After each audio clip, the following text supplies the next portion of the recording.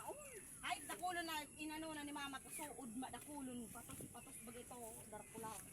Amo yamin so libre. Kay nga ni tig-arano na ito ni mama. Tig-arano na karamuti naman na dahil laman. Kaya masiraon mag-ano. Hi guys. Dito kami sa aming tanim. Nag-ani kami guys. Nag-ani kami ng gulay para sa amin kasi wala na kaming wala na bigas. Gulay na lang. Wala na ho kaming bigas. Kami sa sa may-ari. Gugulay kami guys ng dahon ng gabi. Wala na kaming bigas. Nalagyan namin ng sili. Nagkaya yan kasama yung burid. Blulpite. Ay, nakatulog pa sa hangit po na. Dahil gamang pagadagan sa pambakal ha.